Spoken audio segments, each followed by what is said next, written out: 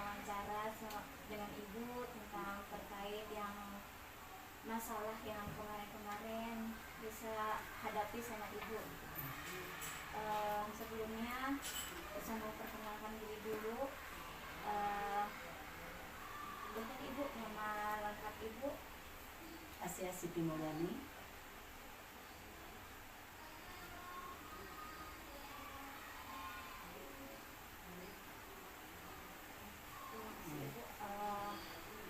Langsung saja Bu, yang kemarin kan ibu kita sudah sama-sama mengetahui bahwa kelas 6 khususnya itu banyak permasalahan, terutama permasalahan tentang berantem antara teman di kelas. Nah, itu apakah dari kasus itu ada dilema ITK atau bujukan moralnya? Terima kasih atas pertanyaannya. Mudah-mudahan ini bisa memberikan pengalaman untuk kita semua ketika kita menghadapi anak didik kita. Sebab setiap tahunnya, dari tahun ke tahun, anak itu berbeda karakter, berbeda juga pemahaman anak, di mana kita selaku pendidik harus mampu menangani setiap permasalahan yang ada di sekolah. Nah, ketika kemarin terjadi anak yang selalu bikin onar baik di kelas maupun juga dengan kelas-kelas yang lain, nah ini adalah salah satu masalah yang menjadikan dilema untuk kita, sebab anak sudah berkali-kali dipanggil ya, nah ya sudah berapa kali dipanggil, berarti kita harus mampu satu mencari tahu dulu sampai di mana itu anak itu ada permasalahan apa ya, masalahnya apa, kenapa anak ini selalu bikin masalah di sekolah ya. Satu, bukan sekali dua kali, bermasalahnya bukan hanya dengan teman sekelas. Jadi guru itu harus punya buku catatan kejadian harian ya, di mana buku itu yang bisa dijadikan acuan oleh kita untuk kedepannya menangani setiap kasus yang timbul di sekolah, baik yang ditimbulkan secara individu maupun secara klasikal. Maksud klasikal itu kelompok, secara kelompok. Kadang anak-anak sekarang ini kan punya geng ya, ada geng-gengnya gitu. Anak itu ada punya kelompok gimana ya, seolah-olah, apalagi ini anak kelas 6. Anak kelas 6 itu sejatinya dia sedang mencari jati dirinya. Saya ini sudah besar, anak paling besar, jadi egonya juga lebih besar. Ini adalah tanggung jawab kita sebagai guru untuk mampu mencari, menggali kenapa anak ini seperti ini. Nah, seperti kemarin yang Rizky ya kalau nggak salah. Nah, Rizky ketika ditanya, dia selalu melawan, selalu menjawab dan melawan. Ketika dibelai, kan tahu sendiri ya, ketika berusaha, nah kamu ada masalah apa?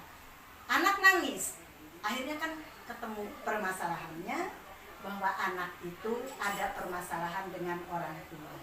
Di dalam rumah tangganya ada permasalahan. Jadi anak ini ketika ada masalah di sekolah bisa juga dibawa di rumah, bisa dibawa ke sekolah.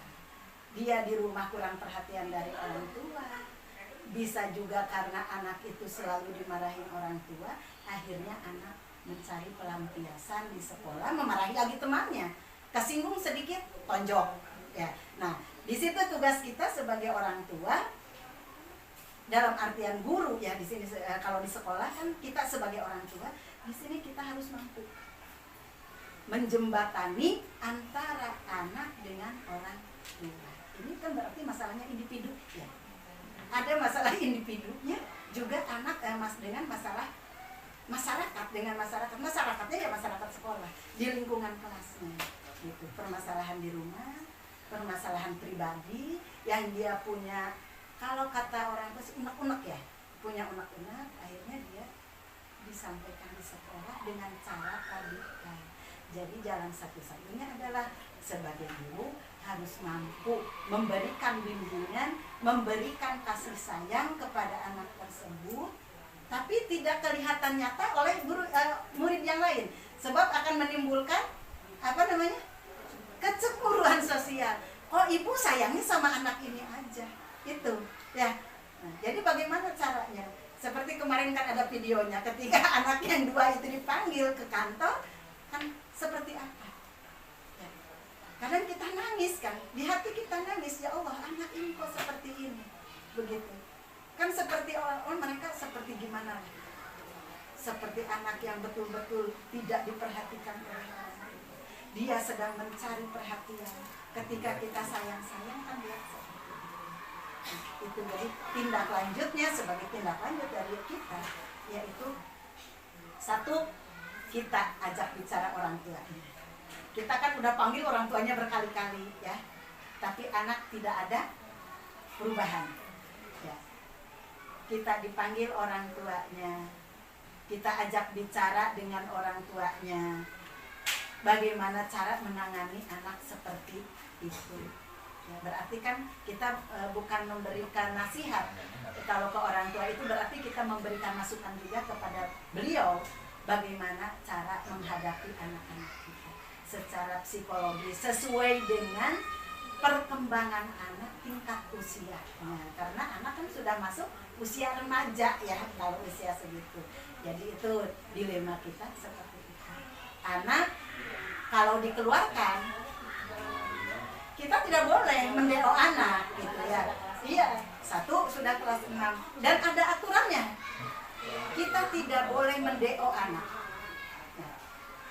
Kita tidak boleh mendeo anak. Jangan sampai ada anak yang deo. Ya, karena kita di tingkat SD, kita harus sebetulnya beban kepala sekolah, beban guru itu berat ya. Kita tidak boleh mengeluarkan anak. Ya. Kita tidak boleh ngejat anak di hadapan anak-anak yang lainnya. Jadi kita harus betul-betul secara lemah lembut dengan usia anak yang menginjak remaja, yang sedang mencari jati diri. Kemudian orang tuanya juga tadi harus diberikan pengawasan juga. Ya. Kemudian ketika anak yang di DO, ada anak yang keluar, kan bisa aja anak tidak berangkat aja. Ya. Lama-lama kan bisa DO. Karena kita kan ada aturannya di sekolah. Nah, kita adakan kunjungan juga dengan ke rumah-rumah, ya kumpisit ya, kunjungan ke rumah. Kemudian dicari titik masalahnya kenapa anak itu malas.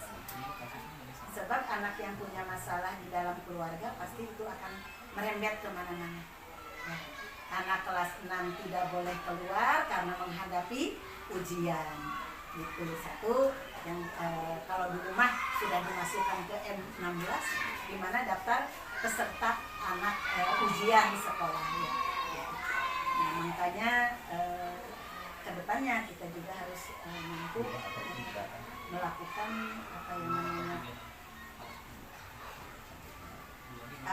pendekatan dengan anak, baik secara individu maupun secara klasikal. Secara individu bisa aja kita ajak anak ngobrol yang tidak kerasa sama anak aja, yang tidak kerasa sama anak. Kadang anak kalau dinasehati secara ini dia akan merasa jenuh. Tapi ketika diajak sambil ngobrol, sambil bergurau, itu lain, anak lain gitu. Jalin kedekatan secara psikologis dengan anak. Jadi kita menjalin dengan anak secara psikologis juga dengan orang tuanya, biar orang tuanya tidak merasa digurui oleh kita. Gitu. Itu ya. Apa lagi?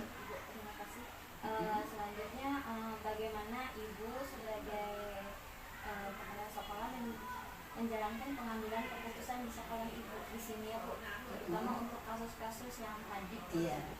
Nah, tadi sebetulnya sudah banyak dipaparkan ya langkah-langkah kita ketika menghadapi ini. Bagaimana sih kita dalam menghadapi kasus ini, dalam mengambil keputusan untuk diadakan musyawarah. 1, musyawarah dengan intern, dengan guru, ya, berarti dengan lingkungan sekolah itu, dengan guru. Kemudian apabila kita sulit untuk mengambil keputusan ini, kita panggil ketua komite. Kita kan ada ketua komite. Nah, ketua komite ini di mana beliau ini adalah sebagai jembatan, ya, jembatan penyambung antara pihak sekolah dan masyarakat. Komite itu adalah perwakilan dari orang tua. Kita berunding dengan ketua komite, langkah-langkah apa yang akan kita ambil, kemudian akhirnya nanti dari situ setelah apakah kita akan mengadakan rapat, ya. Kalau ini kan kadang sudah ke klasikal ya, anak itu ke kelompok, berarti kan orang tuanya juga harus diberikan pengarahan. Seperti yang sering kita lakukan ketika ada anak yang bermasalah, kita kan panggil orang tuanya, kita rapat. Walaupun kita hanya ngobrol, say hello beberapa menit, itu makanya di sekolah itu diusahakan, diadakan adanya buku penghubung, ya, di sekolah itu adanya buku penghubung, kemudian adanya alat komunikasi. Sekarang ini sudah zaman canggih, sehingga kita punya grup kelas, ya, grup kelas di mana kita bisa menyampaikan kepada orang tua itu permasalahan apa, bisa memanggil orang tua tidak secara terang-terangan di hadapan orang lain. Barangkali kan malu juga mereka ketika, duh, ini orang mah sering dipanggil gitu, kok saya sering dipanggil gitu ya sama guru di sekolah, sama kepala sekolah, saya udah malu sudah ini. Seperti yang kejadian kemarin kan, duh, saya udah malu dengan kelakuan anak saya gini-gini, sampai orang tuanya nangis-nangis gitu. Nah itu kan berarti orang tuanya juga sudah mentok ketika menghadapi anak. Makanya kita adakan, yuk kita rapatkan dengan orang tua. Istilahnya bukan rapat, itu mah mungkin nantinya akan dengar pendapat, kita cara mencari solusi terbaik untuk anak-anak kita, agar anak-anak kita belajar dengan nyaman, berakhlak dan berperilaku yang baik. Ini masalahnya dengan menyangkutnya dengan etika. Ya. Kan tadi kan sudah dijelaskan sama ibu itu ya, langkah-langkahnya gitu, ada tadi musyawarah dengan orang tua, terusnya komite, kemudian melakukan rapat. Selain itu, apakah ada lagi langkah yang khusus untuk masalah ini? Maksudnya gimana? Jadi selain langkah yang tadi, ada tidak langkah yang lainnya? Kalau langkah yang lainnya kita kan kalau ini kan masalah anak nakal ya. Kalau di ini kan sebetulnya anak nakal itu tidak ada, ya. Anak nakal itu tidak ada, cuma karena orang tua sudah saking marah maka keluar kata nakal. Sebetulnya anak nakal tidak ada juga anak yang hiperaktif, ya. Nah, jadi jalannya ya itu, sebab tidak ada lagi kecuali kalau sekolahnya sudah maju, ya bisa saja memanggil psikolog. Iya, itu kalau sekolahnya udah maju. Ini kita kan kendalanya, kita ini di sini satu di kampung, kemudian biaya untuk memanggil psikolog itu tidak mungkin gitu ya. Jadi sebisa mungkin kita menghadapi ini, bagaimana caranya? Ya berarti kita selaku pendidik jangan segan-segan buka sekarang sudah ada Mbak Google, bagaimana cara itu kita berkomunikasi dengan psikolog, khususnya dengan psikolog anak gitu. Jadi kita berusaha belajar menjadi psikolog. Betul. Jadi guru itu juga sebagai psikolog sebetulnya. Sudah lengkap dari guru tuh ya, dokter ya, psikolog begitu ya. Nah, jadi yang bisa-bisa guru itu kan, kalau kata orang dulu mah, guru itu maha bisa, maha pintar. Kalau guru tuh dari masalah yang kecil sampai yang besar kita harus mampu. Ya, jadi berarti dari masalah etikanya, masalah kecerdasan anaknya, ya kita harus mampu sampai ke satu titik. Mudah-mudahan kitanya nanti nyampe bahwa anak itu nanti sampai ke titik yang diharapkan oleh kita. Nah, kan tadi udah ibu jelasin tuh langkah-langkahnya sampai kita menjadi psikolog juga. Nah, itu yang dianggap ibu paling efektif itu yang mana? Kalau menurut ibu nih, yang paling dekat adalah ketika menghadapi anak-anak yang hiper seperti ini, guru menjadi psikolog. Menjadi psikolog, menjadi teman bagi anak.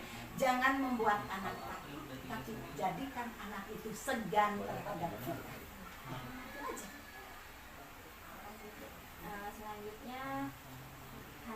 saja Bu yang menjadi tantangan dalam pengambilan keputusan pada kasus dilema etika ini? Nah, masalahnya berarti yang diinginkan apa tadi? Tantangannya kadang ada orang tua yang tidak terima, tidak menerima kalau anaknya berperilaku seperti itu. Mereka menganggapnya anak saya baik kok, anak saya hidup bager, tesok nakal, tesok galak, sebab dia taunya di rumah saja. Anak berperilaku di rumah bisa kayak kucing manis, duduk dia, begitu kan? Karena takut sama emaknya. Emaknya main jentik, main pukul, main cubit. Tapi ketika di sekolah dia merasa bebas, nih gue. Itu anak. Nah, itu masalahnya. Seperti kemarin kan masalah orang tuanya. Ya, dia kan gak terima. Padahal anaknya super. Super yang sesuper-supernya anaknya.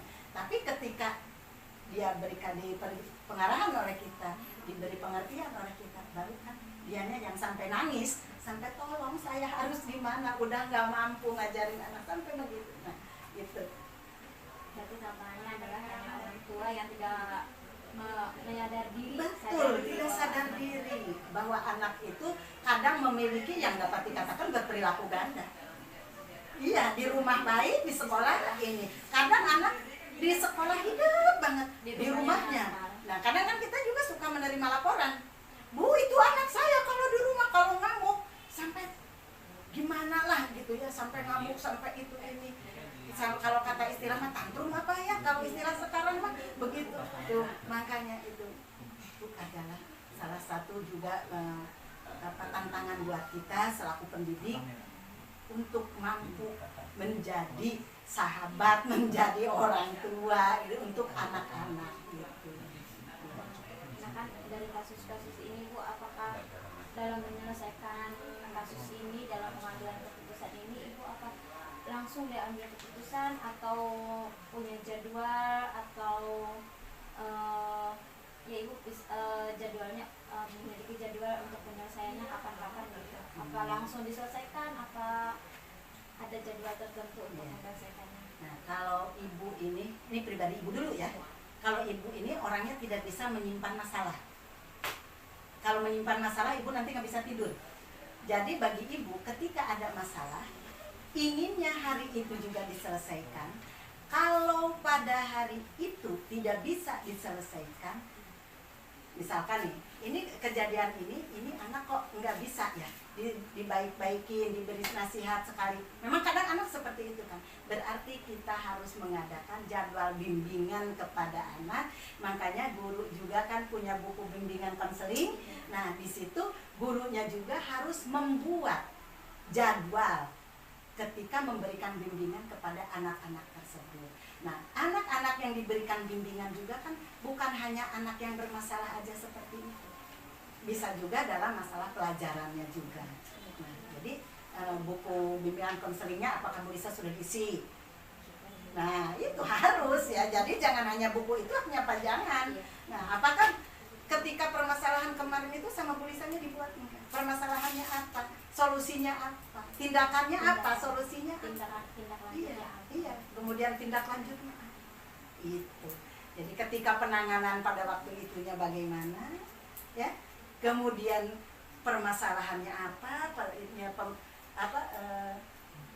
Menyampaikan kepada anaknya bagaimana? Kemudian kalau masih ini berarti kita step by step dibuatkan jadwal.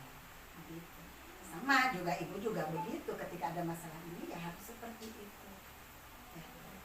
Berarti kalau misalnya itu mah ini kayaknya langsung Iya. keputusan, kalau misalnya belum ya kita bikin jadwal. Iya, gitu. Kemudian ada nggak Bu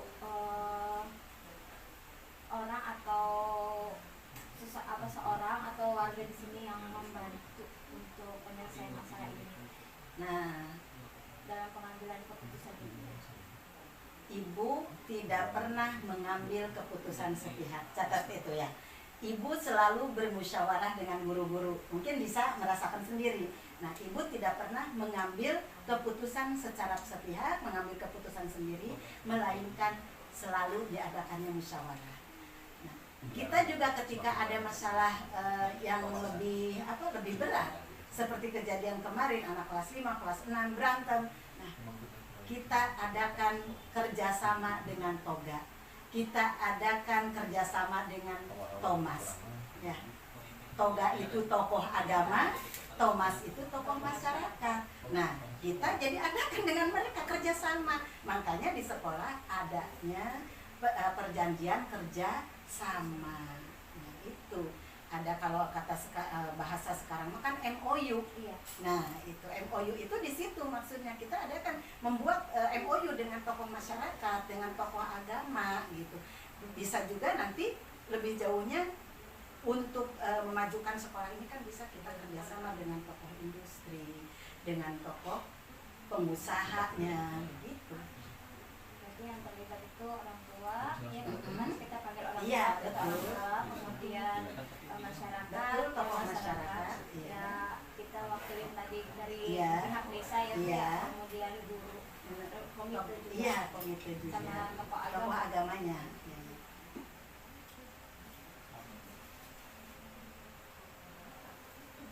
Dari semua yang udah Ibu sampaikan, pelajaran apa yang dapat Ibu petik dari pengalaman Ibu dalam mengambil keputusan sebelumnya itu Kak Ibu? Ketika kita membuat keputusan tidak bisa sendiri, melainkan kita harus bekerja sama, sebab sekolah itu sebuah organisasi ya, di mana lingkupnya itu ada guru, ya, kepala sekolah ada guru, kemudian ada komite. Jadi kita harus bekerja sama selain dengan guru dan komite juga dengan stakeholder, yaitu dengan tokoh masyarakat tadi. Itu yang bisa Ibu sampaikan. Mudah-mudahan ini bisa bermanfaat juga ya, untuk sebagai bekal untuk bisa ke depan ya, bisa dijadikan apa ya nantinya. Oh ya, ketika ada masalah seperti ini berarti bukan kita marah, emosi boleh, marah boleh, manusiawi, tapi kita tetap harus ingin adem, biar kerjasama dengan rekan, kerjasama dengan masyarakat juga bisa terjalin dengan baik. Terima kasih atas pengalaman yang telah Ibu berikan ke Lisa. Semoga Lisa juga dapat mencontoh dan mengambil sisi baik dari Ibu, yang saya selama Ibu menghadapi permasalahan yang ada di sekolah, Ibu nggak pernah marah, bicara keras pun tidak, dalam mengambil keputusan.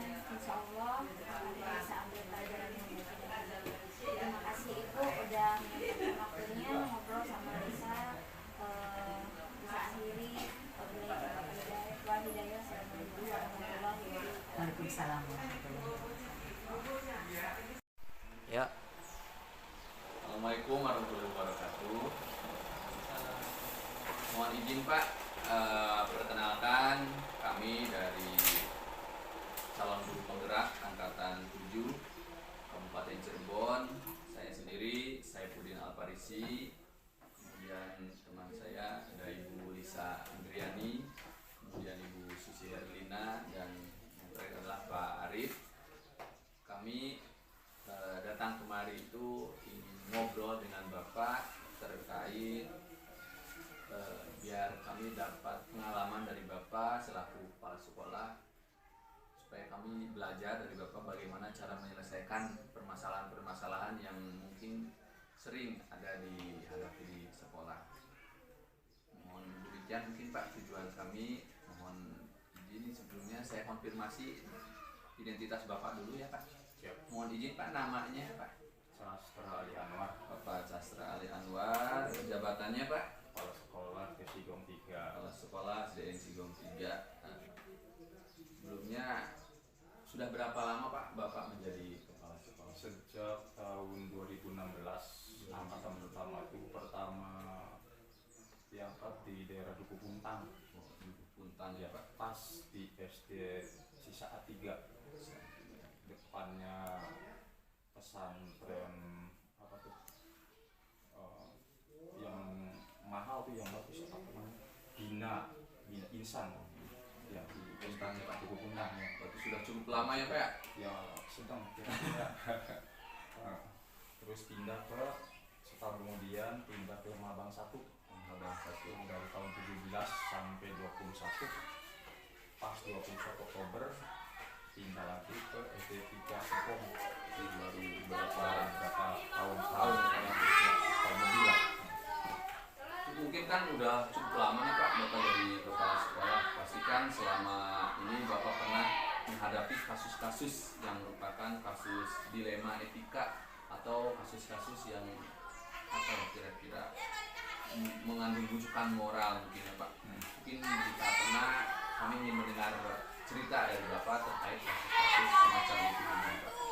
Ya, kalau dilematika itu banyak pos-posnya dan rujukan moral itu banyak posnya kalau tidak di satu fokus yang nanti bisa dijabarkan dalam pertanyaan-pertanyaan itu. Ya misalnya ada suatu anak ini, di sisi lain anaknya tidak pandai disebutnya, tetapi di sisi lain anak itu tidak boleh tidak naik kelas. Tetapi untuk jalan keluarnya anak itu ya mesti dikasih apa namanya tuh pelajaran tambahan. Sistemnya berjangka panjang dari hari ke hari, dari minggu ke minggu, dari bulan ke bulan. Pasti dan insya Allah anak sang tadinya tidak bisa, yakin bisa. Itu hindarannya. Dari masalah-masalah yang tadi yang Bapak jabarkan itu, nah bagaimana Bapak menjalankan dalam pengambilan keputusan di sekolah Bapak, terutama untuk kasus-kasus yang tadi Bapak ceritakan kepada kami, di mana ada dua kepentingan yang sama-sama benar atau yang sama-sama mengandung nilai kebajikan. Saya bisa tahu bahwa masalah ini merupakan dilema etika apabila masalahnya sama-sama benar. Sedangkan apabila masalahnya benar dan salah atau jangka panjang dan jangka pendek itu disebutnya dengan bujukan moral. Kira seperti itu. Nah, langkah-langkah seperti apa yang Bapak lakukan selama ini? Langkah-langkah yang saya lakukan selama ini yaitu konfirmasi dengan yang bersangkutan. Bisa juga memilih kegiatan yang lebih penting. Ada lagi mengambil sisi yang banyak positifnya. Bisa juga mendiskusikan dengan dewan guru. Dan setelah itu ambil keputusan. Ini mungkin ke pertanyaan berikutnya. Siap. Tadi kan Bapak sudah menjawab pertanyaan kami tentang menjalankan pengambilan keputusan di sekolah ya Pak ya, terutama untuk kasus-kasus di mana ada dua kepentingan yang sama-sama benar. Nah, sebenarnya dari tadi juga sudah ada langkah-langkah ya Pak ya, Yeah. sudah ada langkah-langkah atau prosedur yang Bapak lakukan selama ini. Jadi saya langsung ke pertanyaan selanjutnya nih Pak. Hal-hal apa saja yang menurut Bapak itu efektif dalam pengambilan keputusan pada kasus-kasus yang mengandung dilema etika? Ya. Hal yang sangat anggap efektif adalah mencari hal yang paling dominan, dipilih yang lebih berkepentingan dan mengandung banyak sisi positifnya. Ya seperti itu. Berarti mengambil sisi positifnya ya Pak ya. Ya. Nah, setelah pertanyaan yang dari Ibu Susi sampaikan tadi, mungkin dari pengambilan keputusan Bapak yang Bapak ambil, mungkin ada beberapa tantangan yang Bapak hadapi. Ya. Nah, bagaimana sikap Bapak menghadapi tantangan tersebut? Ya. Yang menjadi tantangan saya dalam pengambilan keputusan pada kasus dilematika yaitu satu, berbenturan dengan waktu, berbenturan dengan kepentingan, dan bisa juga berbenturan dengan tujuan. Itu kira-kiranya. Jadi karena mungkin dalam satu waktu ya Pak, satu Ya. kegiatan, sehingga tantangan tersebut ada dalam waktu ya Pak ya. Ya. Dan mungkin tantangan selanjutnya yang mungkin tadi Bapak paparkan adalah tujuan ya Pak. Ya. Tujuan mungkin sama-sama, tetapi dalam satu waktu dan harus diselesaikan dalam satu waktu pula. Jadi itu merupakan tantangan Bapak selama ini mengambil keputusan Pak. Baik Pak, terima kasih. Ini Pak, ketika Bapak menghadapi masalah tentang dilema etika ini, Bapak biasanya itu menyelesaikannya itu harus dalam satu waktu selesai, atau biasanya Bapak mengatur jadwal tertentu Pak untuk menyelesaikan permasalahan-permasalahan? Ya, apabila masalahnya tidak sulit atau harus diselesaikan saat itu, maka diselesaikan saat itu juga. Dan apabila masalahnya sulit, maka dilakukan dengan cara bertahap permasalahannya itu. Berarti dilihat dari bobot Bobot permasalahannya masalahnya. ya. Ya. Nah, dari masalah yang tadi Pak, apakah ada yang membantu, faktor yang membantu atau yang terlibat dalam mengambil keputusan dilema etika ini Pak?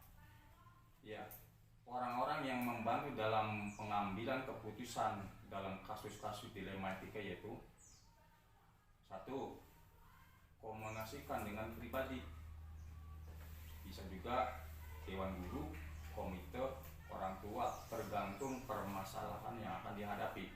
Berarti komunikasi dengan pribadi itu dengan yang bersangkutan ya Pak? Iya, betul.